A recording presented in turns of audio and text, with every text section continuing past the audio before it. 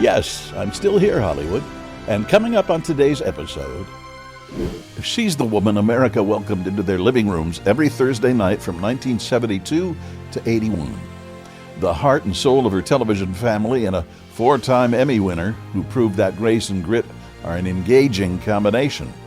But there's so much more to her story, from Shakespeare to soap operas, from personal battles to powerful comebacks. Today, she's here to talk about the life she's lived, the roles that defined her. This is Still Here Hollywood. I'm Steve Kmetko. Join me with today's guest from the Waltons, the incomparable Michael Learned. If this is your first time watching or listening to Still Here Hollywood, what took you so long? Even if you're a longtime fan, I have a favor to ask. If you feel it in your heart, please like and follow us on Apple Podcasts or wherever you listen to us. Or if you watch on YouTube, please subscribe. And with both, it would be great if you rated and commented on your favorite episodes. Thank you so much. And now, on with the show. Hello, Michael. Hi. Welcome to Still Here Hollywood. Thank you. So do you like your white hair? I like mine. It took me a while to get here. I think I do, actually. Yeah. You know, it makes me look my age, but that's okay. Okay. There's a saying in French, I wish I spoke French, but I don't. But it's essentially 20 from the back, 110 from the front. So I thought I might as well have 20 the hair from the match back. the face. Okay. Yeah. I find it hard to believe that you still audition when need be with the extensive resume you've put together. It's very kind of you. You've had some auditioning. funny experiences. Well, I had to audition for Ryan Murphy, and my wonderful manager, Jerry Pass, came over, and I had to put something on video, and I get very uptight. Passing tests, I become a 5-year-old who can't write my name in kindergarten. And anyway, my manager said, I have to take a full body shot of you. And I said, well, if I'd known that, I would have worn a bra and hiked myself up. Well, little did I know that when Jerry sent the audition tape to them, I figured he'd cut that out, of course. I was just kidding. And he left it in, and I'm sure to this day that I got the job because it cracked them up. You're probably right. Yep. Because you go to auditions, you see all these. I mean, I hate auditioning, so luckily I don't have to do too much anymore, but for this one I did. And, you see all these wonderful actresses. Obviously, when I'm auditioning, it's with actresses. And you think, why are we having to still prove that we can do what we did? Have we lost our talent or something? Why are we still doing? I don't think we have to do that in England. I don't think Vanessa Redgrave has to audition anymore. But in this country, I guess you do. You have to kind of. It's really back to square one. It's probably called cover your ass. They have bosses to answer to. I understand young directors or producers not knowing me or my work, but it would seem to me a meeting would be enough. You'd think so. Assume that this person can act, and let's see if we have a good chemistry. I understand that. Anyway, enough about that. But it did get me a job, so. So remember, keep a bra handy. That's right. And have a sense of humor. Yes. Thank God you do. Your journey to Hollywood was not exactly a conventional one. What drew you to acting in the first place?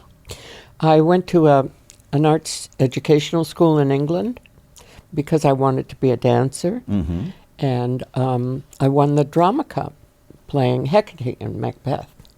And a teacher drew me aside and she said, you're not a very good dancer, so why don't you think about becoming an actress instead? So I became a special drama student, and that was kind of it, yeah. And that led you to Hollywood. What led me here? I came down to meet casting directors from ACT in San Francisco. I was with the, Bill Ball's company, repertory company in San Francisco, and I was going through a separation from my husband, and I thought, I've got 3 kids to support. I'd better go down to L.A. and meet casting people. So I got in my little VW and drove down, and my agent called me. I was staying at the Hollywoodland Motel for $11 a night, or $12, I think it was. So you can imagine, it was right at Cahuenga and Ventura Boulevard. And the phone rang, and it was my agent, and I just stepped out of the shower, and he said, "You are now the mother of America," having sent me up for this part called this show called The Waltons. The Waltons, and I had just finished playing Cleopatra, and Francis Coppola had directed me in Private Lives, and they wanted me to audition for a woman in her 40s. I was 32, and I had short blonde hair, about as short as yours. So I auditioned because we do what we have to do as actors, and then I got this call saying, "You are now the mother of America." And as it turned out, and I was beside myself because I really needed the job. Yeah. Yeah. It wasn't a come as you are interview, was it? Having just stepped out of the shower. No. Take us back to day one on the set of The Waltons. What was that like? What do you remember? My memory is that I was probably hungover, for one. And secondly, these kids seemed to know what they were doing. I mean, I had been doing theater for so long, I'd totally forgotten that you're supposed to hit marks, that a sound you could kill a sound man's hearing by screaming or making a loud noise. And I was just like an elephant in a antique shop. I didn't know where to go or what to do, and I was grieving my marriage and blah, blah, blah. And these kids were all like this and very professional, and they hit their marks, and they're very gracious, all of them. And Ralph and Richard went out of their way to kind of make me feel welcome. And that was it. It was like a whole new world for me. The show was on the air for 11 years? I'm not sure. I left after 8. I think it was 10 years, maybe longer. Okay. I'm not sure. Did you remain friends with everybody? Oh, we're very close. Was it? Truly, they were all at my wedding. They're like a second family. I just heard from David Harper calls himself my son. And so, yeah, we're really close. The show was known for its strong values, and you really were kind of America's mother for a while. Did that ever feel like a responsibility? Not now, because I think I've established myself as a salty-mouthed old lady. But I think back then, yes, both Ralph and I felt. We both were drinking at the time. We both got sober. Yeah, we didn't feel we could be the mom and dad of America, if you will. Not that we were the only ones. There were other shows with wonderful mothers and fathers, but and we both got sober, and it stuck. So yeah, I guess we did feel a bit of a responsibility. As someone who's also taken a sobriety journey, what made you decide to go that route? Why did you think you needed to stop drinking? Well, I didn't, but Ralph thought I did, so I was going to support him. Oh, I'm sorry, microphone. I was going to support Ralph, and I hope I'm not breaking his anonymity, but forgive me, Ralph, if I am. But he said, I'm going to Alcoholics Anonymous, and I said, bravo, that's good, you really need it, congratulations. He said, I'd like you to come with me, and I said, of course I'll come, I'll support you 100%. And at the end of the day, I was tired, and I said, I'm going to take a rain check, and we'll do it another time. And he took me he put his hands on my shoulders and looked at me with those blue eyes of his, and he said, I think you should come. And my stomach did a little flip-flop. It was like, what do you mean, me?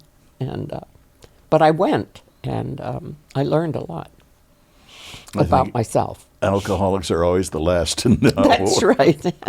And I didn't have a very dramatic story, thankfully. I didn't run over one of my children or, steal anything or get in, thank God, not an automobile accident. But when I look back at the risks I took sometimes with my kids in the car, I just shudder and I thank God, yeah. It's surprising when you have to, what do they call it in AA, do a drunk-a-log, you know. Sometimes they make you write down everything you can remember that you've done. They're very good steps. There are 12 steps, and they're very good steps to live by. And actually, yeah. And I'm an Al-Anon person. You know Al-Anon, which is, I'm sort of what they call a double winner. I always say a double loser, but in the end, you're a double winner if you kind of recognize your problems and deal with them. Did you find that after a while, and not that long for me anyway, I just felt like this is easy. Once you get the hang of it, it's easy. Oh, sure. Much easier. I stopped being lost. I didn't get lost anymore when I was trying to find my way in a, yeah. But it's also, there's a soul searching that you have to do that is difficult for someone. For me anyway, I as I say, I got off before the train hit the wall. I was on the train, but I jumped off before it hit the wall. So luckily I didn't have some of the horror stories that I've heard. And in truth, as you, I'm sure know, you hear these horror stories, but you find yourself laughing at them because the person telling them is no longer in that place. And you go, oh, I did that. Yeah, or that too, yeah. You made what must have been a tough call to leave the Waltons before it was over. Did you ever regret that?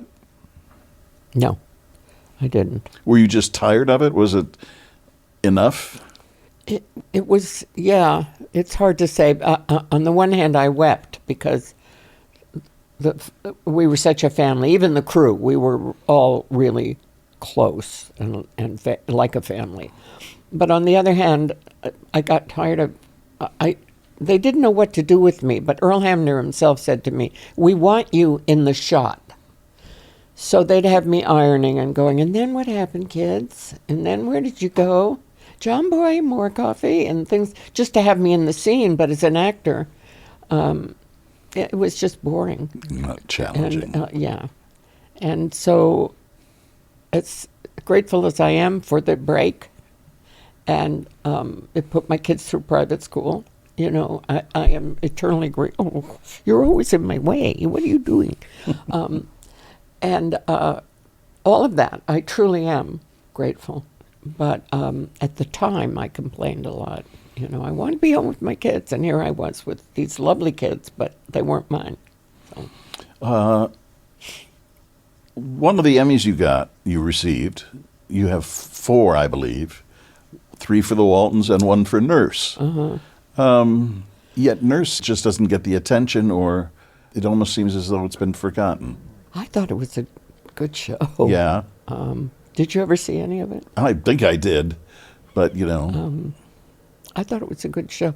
It was a struggle because the book was a gritty book, and there were scripts coming to New York that, you know, Mary goes home and soaks in her hot tub. Well, Mary is living in Harlem in New York, and I had a hard time with things like that. There are no hot tubs in Harlem in New York. There are locks on the doors. There were no locks on her apartment door.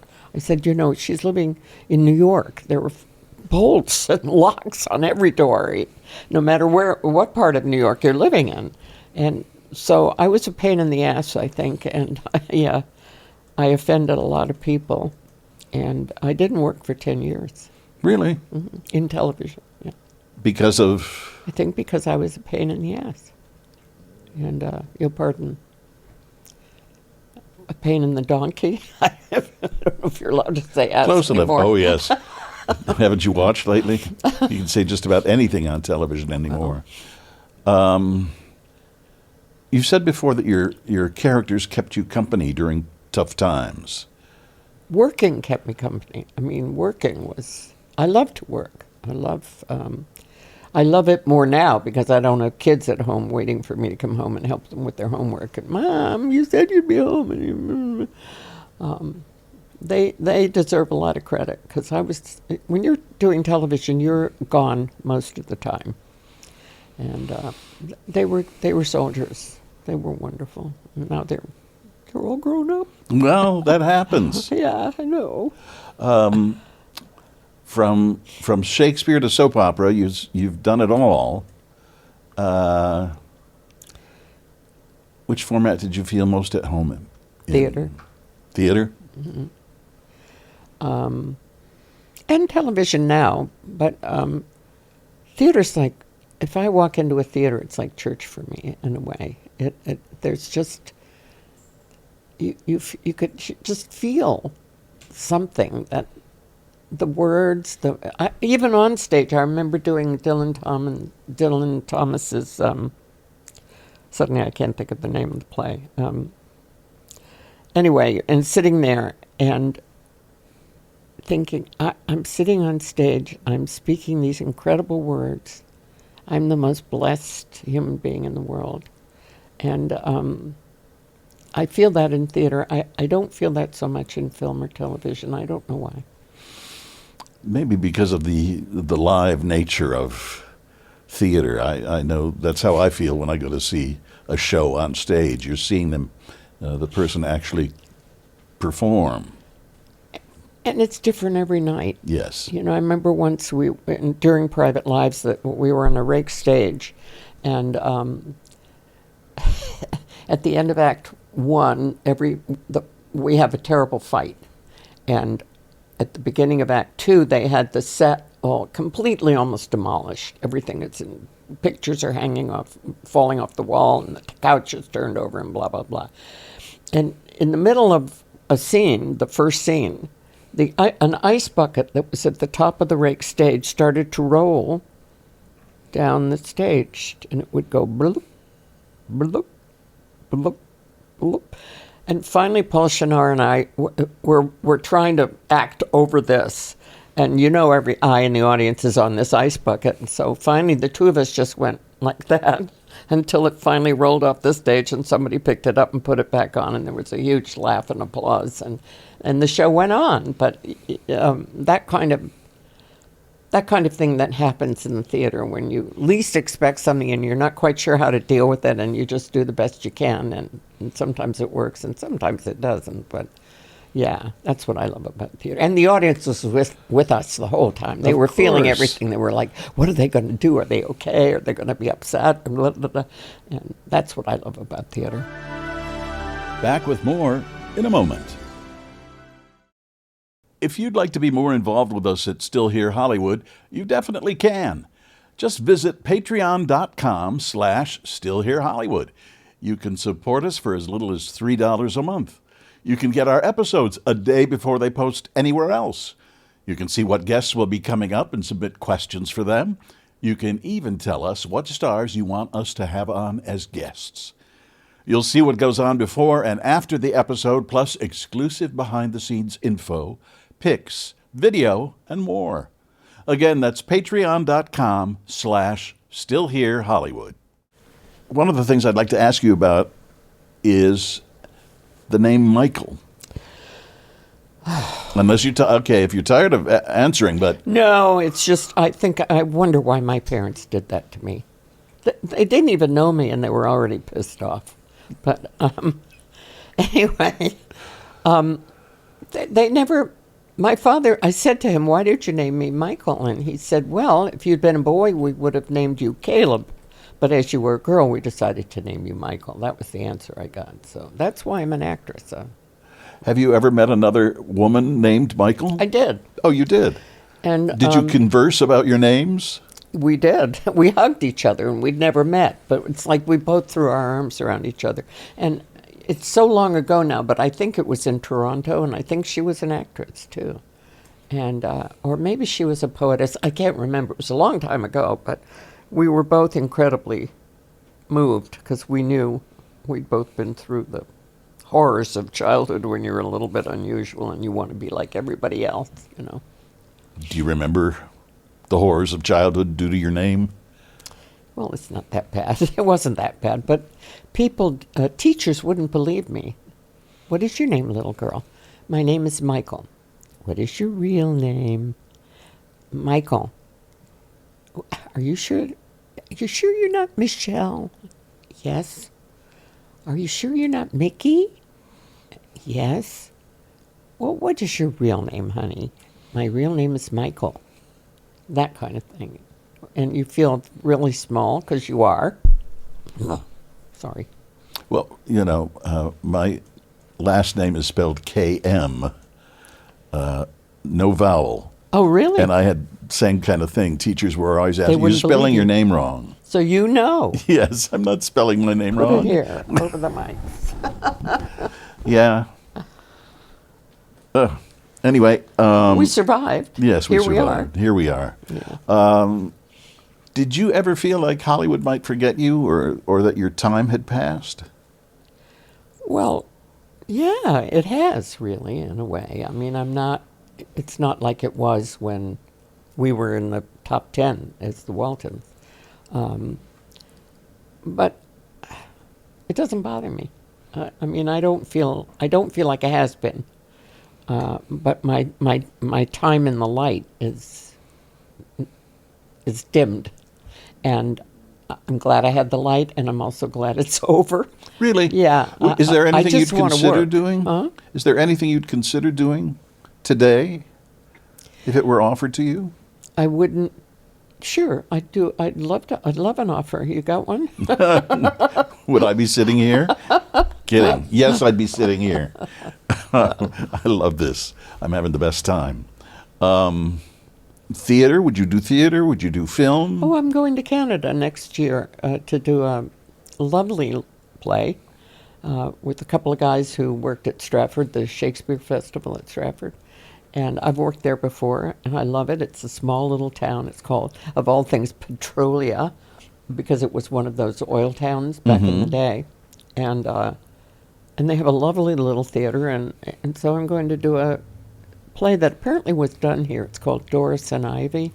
Apparently it was done here because I thought, oh, if it's good, I'll bring it, back. So I don't know.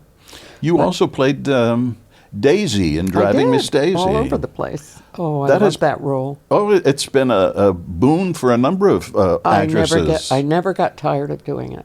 I saw Julie Harris do it here. Yeah. I saw Vanessa Redgrave in London doing it. Oh, in London. Yeah, Yeah. with James Earl Jones.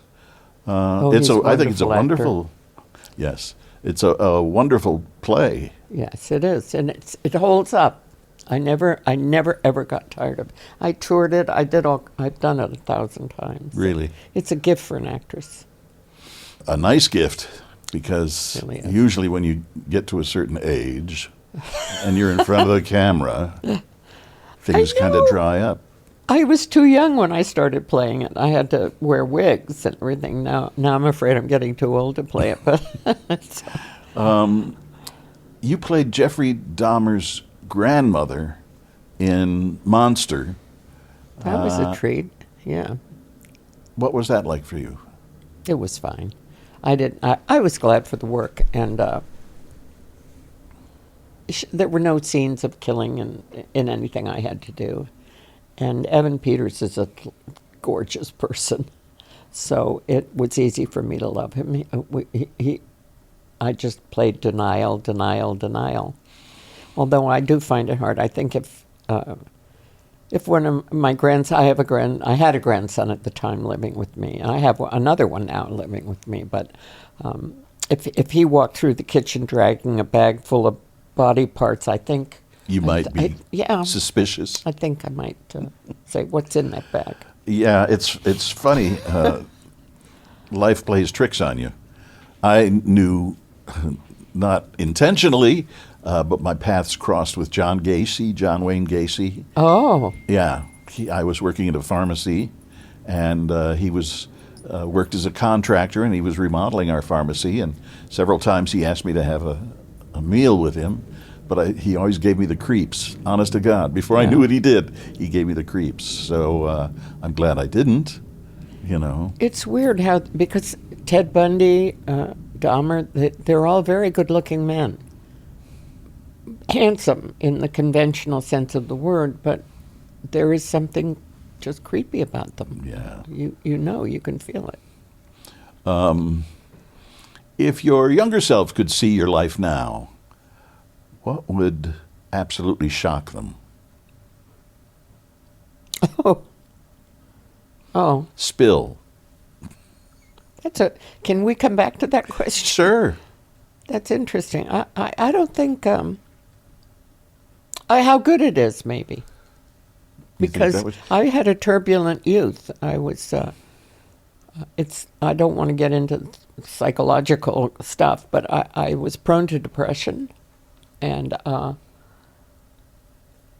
had a great life. Everything outside was perfect and wonderful, but inside I was a wreck, and I'm not there anymore. I wake up and I look around and I'm happy to be alive, and my cat's next to me, and my kids are healthy, thank God, and I just maybe never knew it was going to be so good to be old. Have you observed, though, it seems to me in my dealings with people in the entertainment industry, that depression is not uncommon. No, I think that's true, and maybe that's why we want to be somebody else. I don't know. For me, in the beginning, when I was young and at school, I loved the words. I loved Shakespeare. I loved Molière. I loved all the classics, Chekhov, and I just loved. It was like analysis for me. I learned so much from these masters, and I still get that feeling when I'm on stage. I don't get it as much in television or film. It's my opinion, my theory, because every once in a while, people come and they're prepared to talk. They know they're doing an interview. Sometimes it doesn't always work out that way, and my theory is that they became an actor or an actress. We just use actor now, I guess, because they had no personality to call their own. If they're a real stinker. Not you, of course. That. No, not me. No, but every once in a while. I think it's rude, frankly. I see sometimes on talk shows. I see actors of renown, just sitting there being silent with their kind of a little bit of a sneer on their faces, and I think how rude, how arrogant of you. You're plugging yourself, and an interviewer is trying to talk to you, and you're just, I think it's very rude myself. Bless you. Not that I'm judgmental. You can be on my team. Who in your life helped keep you grounded? My kids. How many children do you have? I have 3 sons, and I adored them. I mean, it was the happiest time of my life was my kids being a mother. Yeah, and it still is. Now I have grandkids. I have 5. Wow. I finally have little girls because I had 3 boys, and so I have little. They're not little anymore, but I hope I'm alive to have a great-grandchild. I remember my first grandchild, Ari. His name is Ari. He wants to be a chef, and I looked at him and I said, "I've known you forever." It was like eye to eye with this baby, and it was, I guess it's genetic or whatever it is, but he was not a strange little baby. He was just part of me. That's a nice sentiment. Yeah, it was really special, very special. Special. Who's that actor who does it so well? Dana Carvey, yes, I think, who does you. the church lady. So isn't that special? Yes. Did your kids ever see you as Olivia Walton, or when they watched reruns, or did they recognize you as Mom? Mom. Just Mom. No, we used to watch the show together, and not my teenage kids. They were above it, but my youngest son and I would sit down and watch Thursday night, 8 o'clock. And I remember I was in the kitchen cooking or doing something, fixing dinner or something, and he said, "Mom, that music makes me so happy." And so we were just like fans watching the Waltons, yeah. What do you think when you hear Good night, John Boy.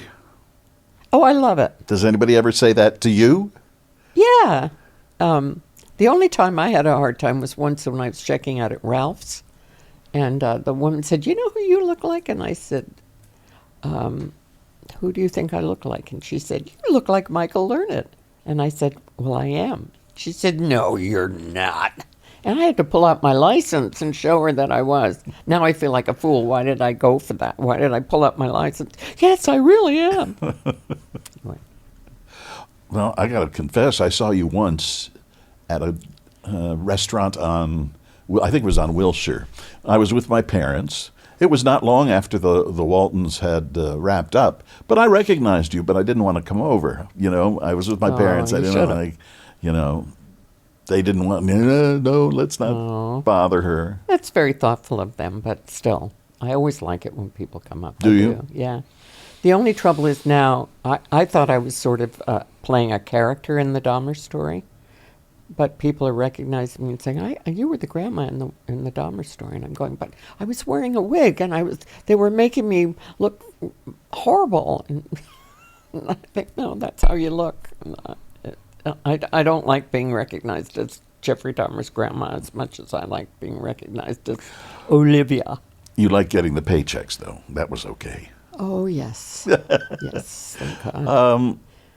When fans come up to you, what do they usually say?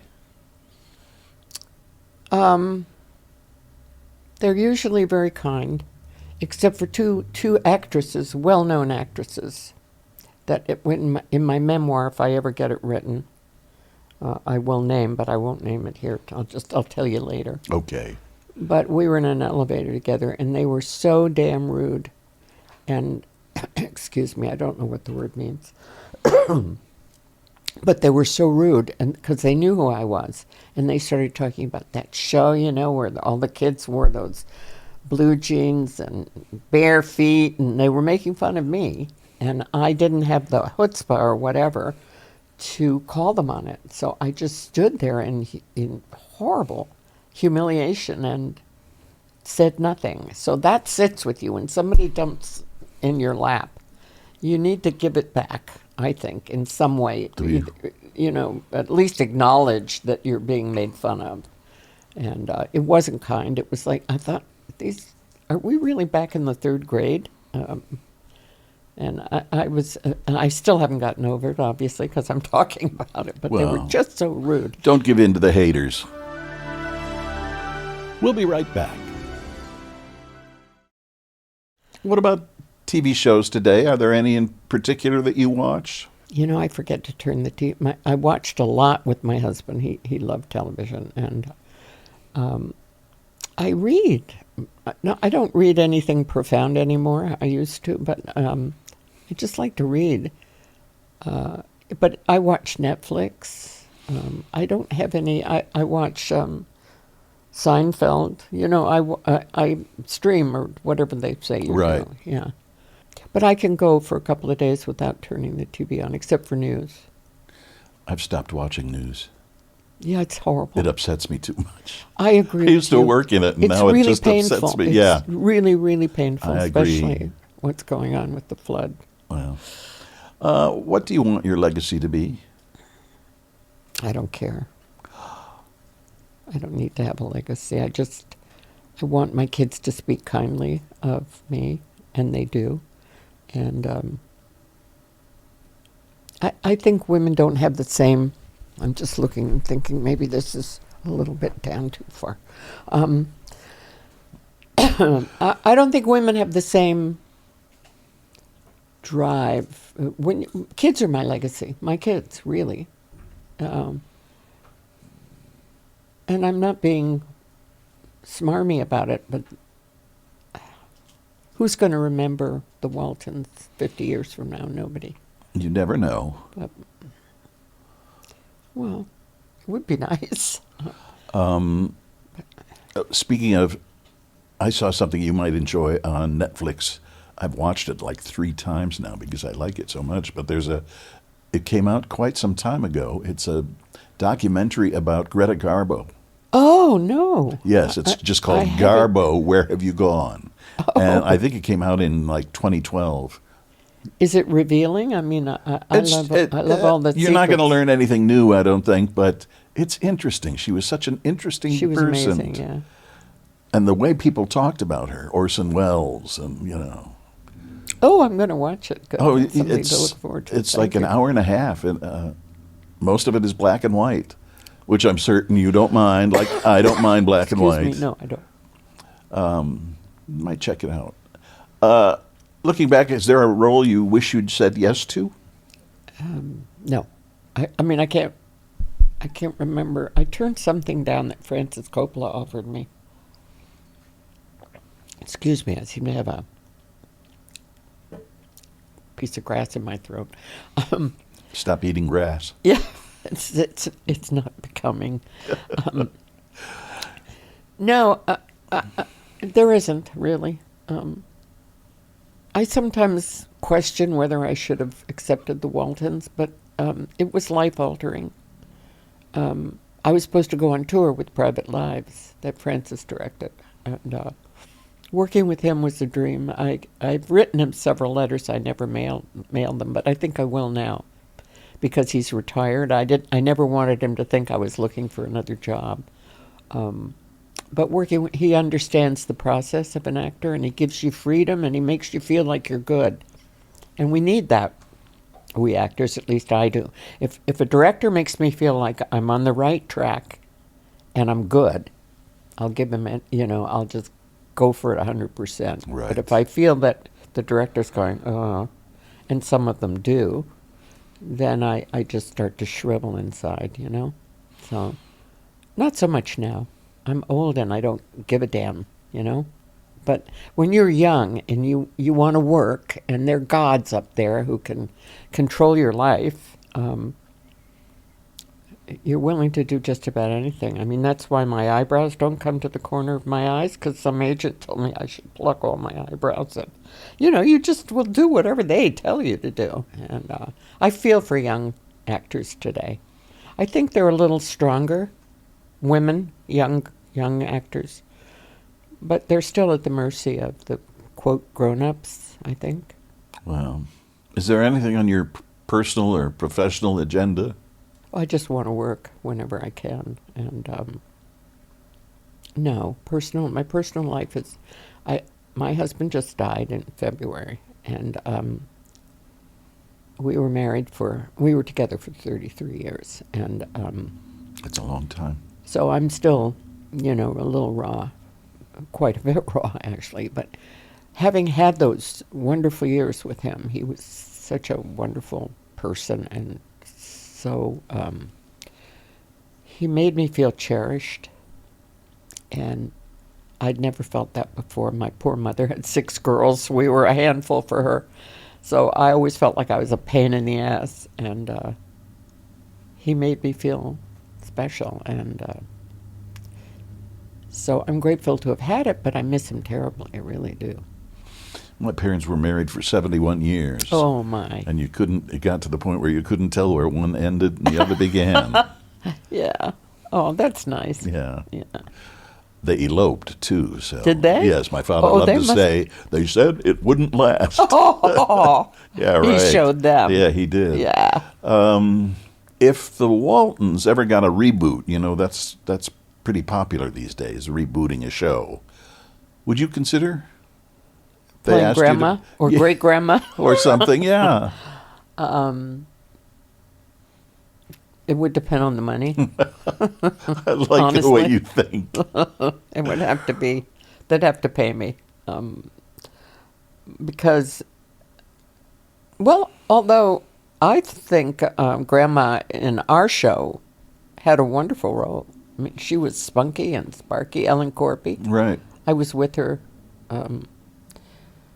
just before she died, actually. Her caregiver couldn't handle her caregiver's husband had cancer, and Ellen was very challenged from her stroke. So I went over and got Ellen and took her to the motion picture home. And they had It's the a beautiful audacity. They place. put her in a. Oh, I'll never get in the. I don't want to go to there anyway. But they put her in a room facing a wall. I mean, she's dying. It was obvious. facing a wall, no window, and a bathroom door. That was her last look at anything on earth. And you talk about being salty. The language that I used that day at the motion picture home was it got people's attention. Let's say, and they moved her finally to a room where she could look out into the garden. At least that, But I thought, here's this woman who's donated to you for years and years and years, and you're putting her in this crappy little bed with two other people facing a wall and a toilet. It just really. So, I've been looking other places. I had a director friend who went there for his last years, but he had purchased a cottage. Oh, right. One of their cottages, So which was quite nice, yeah. Crossroads with you and Pat Boone. Oh, yes. I don't even know what happened to that. Did it ever get on the air? It's now running on Christian Network. Oh, it is? Okay. That's nice. What memories do you have of that? It was a pleasant shoot. I think I only shot one day. I think I did all my scenes pretty much in one day. And it was just another one of those magical days. Hi. I know you're there now, so I know how to work around you. So he was very pleasant, very professional, and the crew was fabulous. I don't know if, I think actors do appreciate crews, because I think every member of every crew should be always mentioned whenever anybody gets an award for anything, because they're the ones that make it happen. Mm-hmm. And of course the editors, who can make you look good even if you suck. I mean, they really can. But you've earned their respect. Well, I think. That's kind of you to say. Thank you. Maybe it's mutual. Maybe. And certainly on the Waltons, we were all very close. I still remember our first crew. I know every single name. And yeah. It's a family, hopefully. Right. See how I did that? How smooth? Oops, it was excellent. I just screwed it up again. And now we're done, so you don't have to worry about it anymore. Always be humble, because the minute you get proud, your ego kicks in and you hit the microphone and you're done. Thank you very much for coming in so today. Easy. Thank you. Yeah, I appreciate this has been it. fun, actually. Still Here Hollywood is a production of the Still Here Network. All things technical run by Justin Zangerly. Theme music by Brian Sanashin. And executive producer is Jim Lichtenstein.